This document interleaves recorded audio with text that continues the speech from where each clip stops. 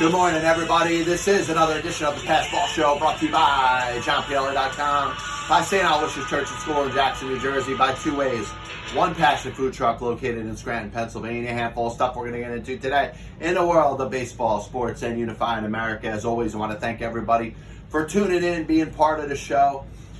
Really, the meat and potatoes of what I want to get into today is I want to bring up a conspiracy theory talking about the 1914 Boston Braves.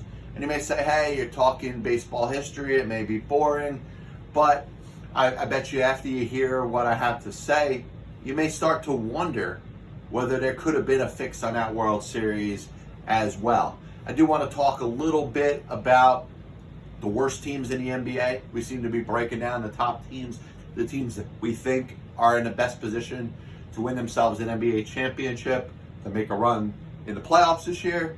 I'm going to talk about probably the 10 worst teams in the National Basketball Association. But before I get into my first point, I have to get a little bit of something off my chest. I'm kind of getting a little tired of the pandemic that's going on in the country. The fact that people are basically being led like they're a flock of sheep for something that, yes, has killed. It's a virus. But the percentage of people that are dying from this virus that's out there is not in the thousands. It's not in the hundreds of thousands. It's not in the millions. It's not the plague. But the precautions that are being put out there where people are afraid to go to work, people are afraid to do anything or live their life, I think it's a crock of crap. And I think people should take a step back and realize that they may be being misled. They may be being misled by a government. They may be being misled by the media. And that may be the bigger problem than this actual virus that's going on. So sticking, we're about a week away from the NFL draft. And, a lot of possibilities, certainly. And this is probably one of the bigger or stronger drafts that we've seen in the past couple of years. I think you can go up to really the top 20 or so players and put them all with a team and say, hey, that individual player is going to help that team out. And that team is going to get better. And they're players that play all types of different positions. There's a couple quarterbacks, of course. We know Joe Burrow is going to go number one to the Cincinnati Bengals. There's a couple other quarterbacks that are going to go maybe top 5 or top 7 or top 8. You got 4 top tackles. You got a cornerback that could be considered the best defensive player in the draft. You have a linebacker that runs, a 4.3 40 in Elijah Simmons. Chase Young may be one of the best edge rushers that we've seen in drafts in a recent series of years. And I think it's good if you're in a top part of the draft to kind of be in a position to pick and choose. And I don't think teams would be as interested in trading up as they've been in past years. Now think about it. If you're the New York Football Giants, Dave Gettleman sitting there with the number 4 pick. He knows he's not taking a quarterback. Daniel Jones is going to be his quarterback of the future. Then you got Miami and San Diego, obviously the Los Angeles Chargers, in positions 5 and 6, ready to take a quarterback. If they offer you something to move up, they're taking a quarterback.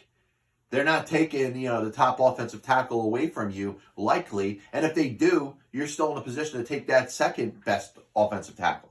There's 4 top offensive tackles, not even the discussion we can have about the wide receivers. Now, we know wide receiver is a position you want to be careful when you draft a guy too high.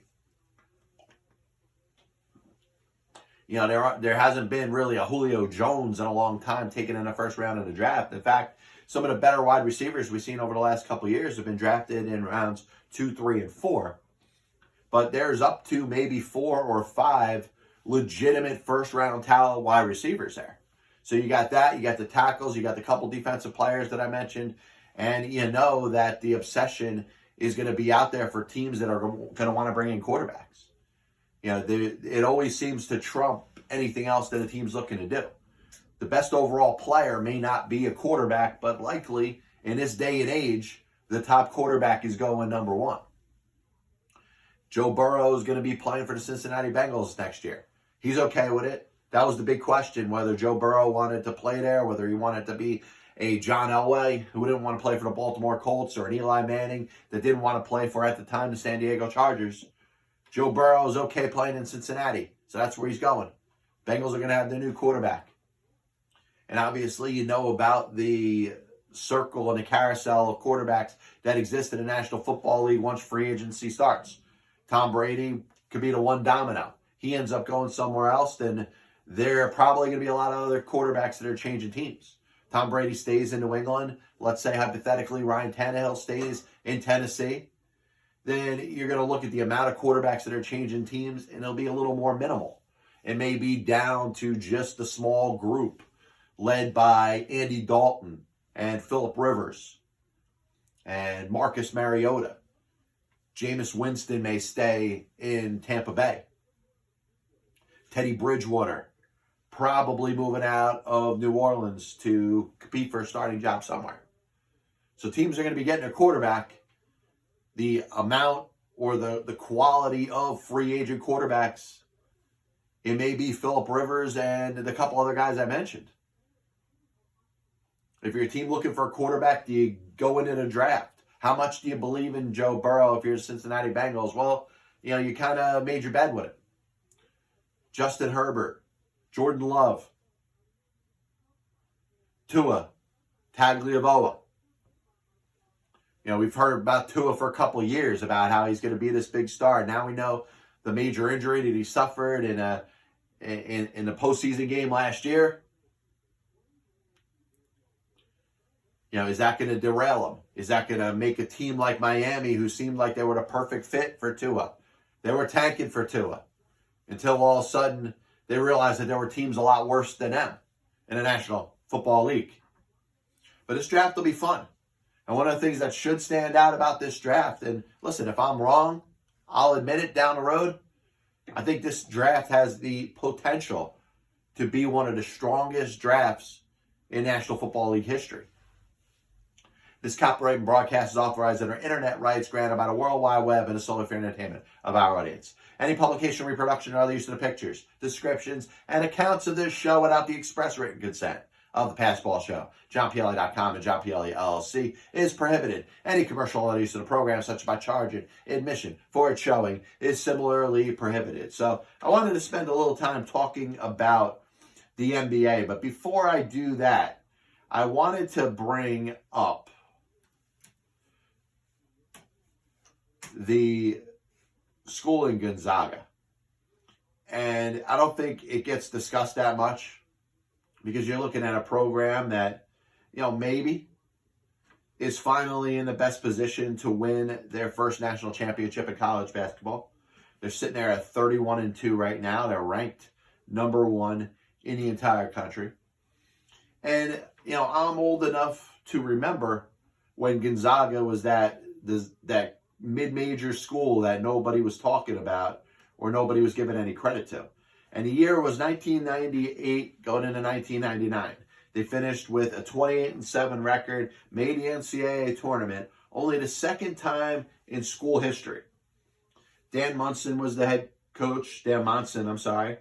And like I said, they lost in a regional final. They made it all the way up to the Elite Eight in 1999. Since then, they have been a tournament team every year, which is amazing. You look back and you're talking about over 20 years, Gonzaga has been in the NCAA tournament. They're not spoken about as that Cinderella team anymore, but they still never won a national championship. And I think if there's a year that it's going to be it, you think about all those major powerhouse schools, really outside of Kansas, outside of maybe Duke, who's a top 10 team, but not a top 3 team. Think of the likes of Baylor and Dayton and San Diego State. No disrespect meant to any of those schools. They're all going to be high seeds in the upcoming tournament, but they don't have the history that Gonzaga has. And maybe for once, you'll look at the history of Gonzaga, and maybe this is the year that they finally win their national championship.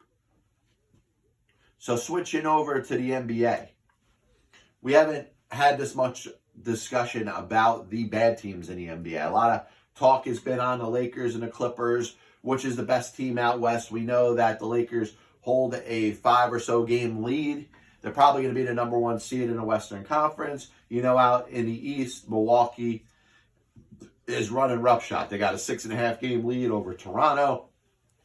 It's great. Toronto's defending their NBA championship pretty strong in spite of not having their star and Kawhi Leonard, who helped lead them to the championship last year. And you think of the top teams in the East, whether it's Boston or Miami or Indiana or Philadelphia, and you think of Brooklyn, Orlando, a couple teams looking to slip in, sizable enough leads that they probably should be the 7th and 8th seed. Over in the West, you got LA and Denver and Utah. Not a lot of people are talking about Denver. I think they've kind of been dismissed a little bit.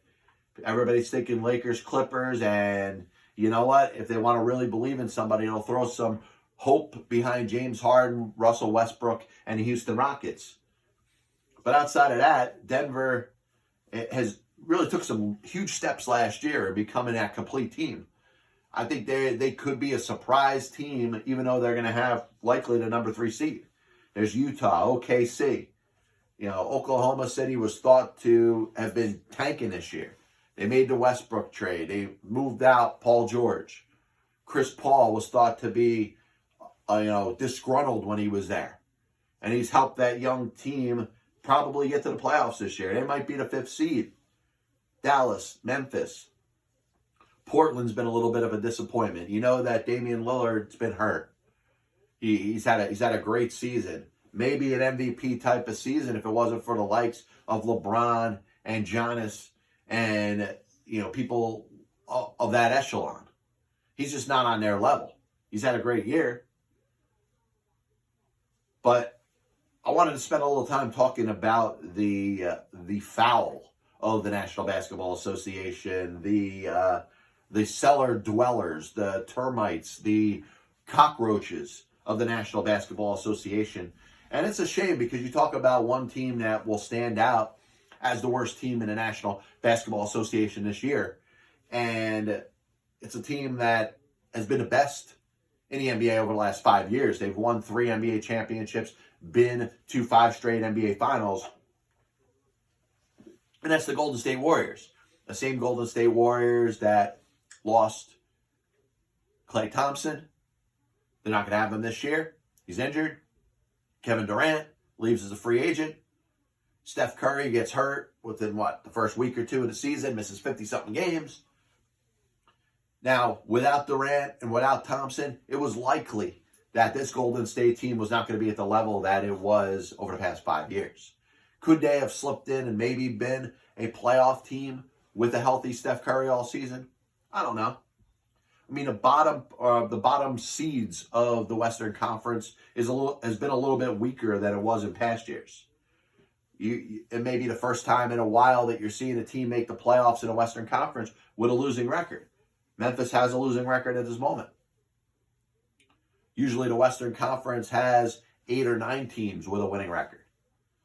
So it could have been a better chance for the GSW, the Golden State Warriors, to get themselves in a playoff position with a healthy Steph Curry. The bottom line is that didn't happen.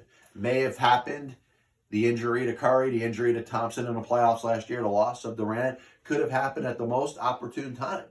A time where the Golden State Warriors may have a solid lottery pick in next year's draft. Something they haven't thought about having in a long time.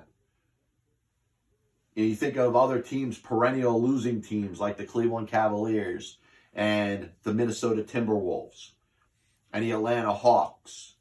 The Detroit Pistons are in that group. The New York Knicks been playing a little better basketball since they moved on from David Fizdale. You still really don't know what that identity is there. You'd like to see, for balance of power in the National Basketball Association, you know that the league thrives when the major cities thrive. And the New York Knicks have been starved for a quality basketball product for a while now.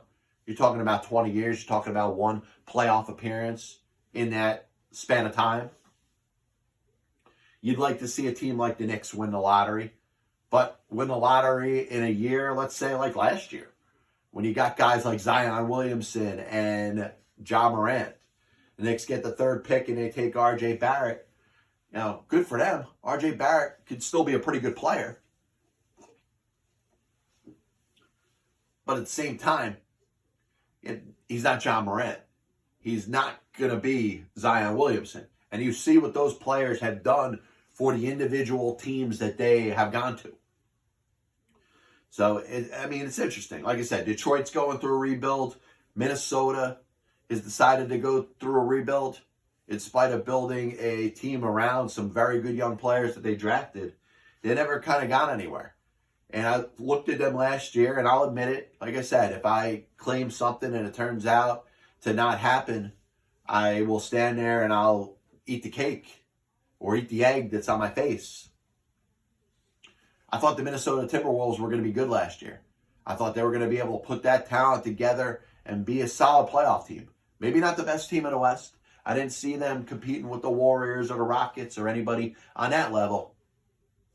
But I looked at the Timberwolves last year and I thought that was going to be the chance to finally have everything together, the balanced roster of good young players, and it just never worked out. Now they're back in rebuild mode. The Phoenix Suns are getting a little better. The San Antonio Spurs taking a little bit of a step back. The Chicago Bulls, the Charlotte Hornets, a couple teams that have seemed to, in the last couple of years, especially the Hornets, always seem to be in a rebuild. The Bulls could go up, could go down. They've obviously not been the same since the days of MJ. So here's what we wanted to talk about today. Everybody knows, or at least anybody that follows baseball knows about the 1919 Black Sox. A lot of the disgruntledness that existed there that would cause a team of players to revolt against winning, to intentionally lose a World Series because of the power of the gamblers. It's something that you would not believe in this day and age, of course. You wouldn't believe it really, probably for the better part of the past 100 years. Really, since Kennesaw Mountain Landis became the commissioner, banned the 8 men out for life, and made a very strong imprint on the game by saying, listen, we find that you're betting on baseball, let alone throwing a World Series, you're going to be banned for life. It looks like it's something that's worked. We know about Pete Rose and the case that he's against. And for those of you that are against Pete Rose being reinstated in baseball, while the point is taken that he bet on baseball, he shouldn't have bet on baseball. He disobeyed a rule that was pretty much right out in front of him. It wasn't that he didn't know about it. It hid nothing away from what he did as a baseball player. It hid nothing away that he was the epitome of the way baseball was supposed to be played. The 4,250 hits that he had over the course of his Major League Baseball career. Every single one of them were legitimate. Every single one of them were a testament to the player that Pete Rose was. And Pete told me the most proud moment that he had in baseball history, the record that he has, that he thinks is the most proud and is the most proud of, is Pete Rose was part of more winning games than any player in baseball history. Now, a lot of that had to do with the fact that he played for, 26 seasons, 25 seasons, 24 seasons? Long time. Talking about a quarter century, he played in Major League Baseball just about every game, every season. But he was a winning player. Like I said, a bad gambler. Person that a lot of people may say, hey, I just don't like Pete Rose. But I digress, because what I want to talk about today is something that baseball historians have not spent a lot of time talking about. I've asked John Thorne, and John Thorne's answer to this question was more of ambivalence. It wasn't, that he could say yes or no. He respected me for asking a question. He said it was a good question, but he said that there's really been nothing out there to be able to prove any wrongdoing. And I'm talking about the 1914 Philadelphia Athletics. And if you want to do a little bit of research of baseball history, the Connie Mack team of the early part of the 19 teens, from 1910, 11, and the 13, the team won a World Series 3 out of 4 years. Some of the best players in baseball at that time. A stacked roster. They were known to have the $100,000 infield with Stuffy McGinnis, Eddie Collins, Jack Barry, and Home Run Baker. Star pitchers like Eddie Plank and Chief Bender, but also had Joe Bush, Bob Shalke, Herb Pennock, was just 20 years old in 1914. So this is a team that really was the first dynasty in Major League Baseball history. And you think of the Red Sox, who became prevalent a little bit after them, and of course the Yankees, who really starting in the 1920s, winning 3 World Series in that decade, took off after that. It was the Philadelphia Athletics that were really the first big-time juggernaut team in Major League Baseball, certainly after the 2 leagues merged.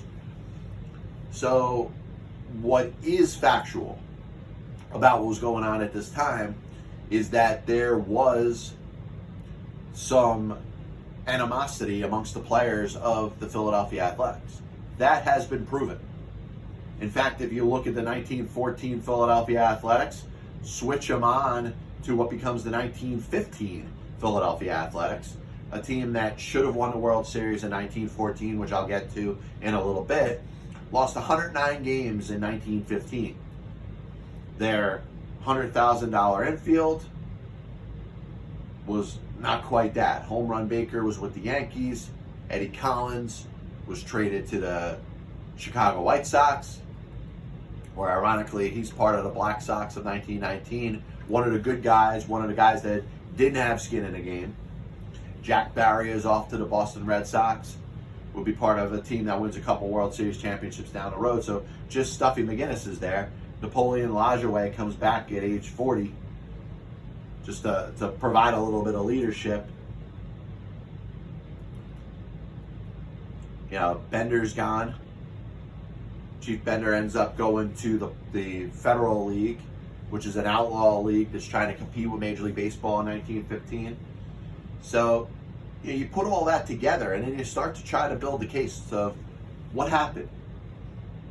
Is this a Charlie Comiskey type of situation with Connie Mack, who by this point is owning the Philadelphia Athletics? And one thing that we know is common at this time is the divide between the players and the owners is real. There's a legitimate issue between the compensation of players, the players basically being treated as property, and the very tough, wretched owners that are not looking to budge. They're not looking to compensate their best player much more than they're getting paid. So these players in their own mind are underpaid. And we're also talking about a time, and I hate to say it because we like to talk about baseball being so glorious, the sanctity and pureness of Major League Baseball. It doesn't exist at this time. I believe, and I'll go as far as saying that sanctity and pureness of Major League Baseball never existed, but it certainly doesn't at this time. Gamblers got skin in the game. Gamblers have more money than these players are ever going to come across in their lives. So I've got enough of the backdrop of the story to bring in the Boston Braves. The Boston Braves of the 1914 season stand out for a lot of different reasons. This is a team that, since the inception of the National League, had some good years in the 19th century, but pretty much a doormat of the National League. They find a year where a couple teams are down. The Cubs kind of aren't what they are. The Giants have a good team, but not a great team in regards to their performance. And the Boston Braves start the season 33-43. 10 games under 500. Kind of looking at it as par for the course for the Boston Braves. They go on a ridiculous run in the second half. And this is probably If you think of the Washington Nationals last year, at what were they? 30-41 or something like that. 29-41. 12 games under 500. They end up going out there winning 90-plus games. How about this? The Boston Braves were 33-43 after the first half. In the second half, they go 61-16. That's a 792 winning percentage. That's winning almost 8 out of every 10 games that they play over the course of the rest of the season. End up winning the National League. They're playing the Philadelphia Athletics in the World Series. And the storybook finish is the fact that the Boston Braves go out there and they win. They win. They sweep the Philadelphia Athletics. And they become the most miracle team to ever win a World Series in baseball history. More of a miracle than the 1990 Cincinnati Reds. More of a miracle than the 1969 New York Mets. And I remember asking Art Shamsky, what do you know about the Boston Braves? And he's listening. He said, I haven't researched it enough. And I'm saying, listen, 1969 Mets were outstanding. A great story for baseball. Did something that very few teams could ever do, especially where they were down in July, especially where they came from in the first, 7 years of their franchise history, or 6 years. 1914 Boston Braves are the biggest miracle amongst any team that's ever won a World Series in baseball history. So we take that great story, led by Hank Gowdy, the catcher, who has a great World Series. Amongst notables on that team, Johnny Evers, who ends up going into the Hall of Fame as part of that Tinker Evers to Chance infield with the Chicago Cubs. You think of pitchers, nobody really stands out. A right-hander by the name of Bill James won 26 games. Dick Rudolph was a pretty good pitcher, had a good career. He won 26 games. But outside of that, there's really no notables on this team.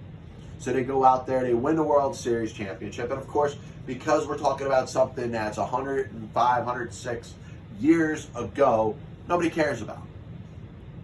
I'm going to give you a reason to care about. What if there was enough research that was done to determine that World Series was not on a level? What if the Philadelphia Athletics players, who there was bitterness and animosity amongst them, Chief Bender can't wait to get out there and go to the Federal League after the season. Connie Mack, as the season's over, can't wait to trade off all his players because he's made it known that he can't afford to pay them. That $100,000 infield demolished by the time the next season finishes. In 1916, the Philadelphia Athletics had one of the worst teams in Major League Baseball history. They lost 116 games. And I know we want to give a lot of accolades to the Boston Braves. Great job. They won the World Series. The only World Series that ever went in Boston. They won another one in 1957 in Milwaukee and another one in 1995 in Atlanta. The only team in Major League Baseball history to win 3 World Series championships in 3 different cities. But what if the Athletics threw that World Series? What if there was a smoking gun like there was in 1919 with the Black Sox?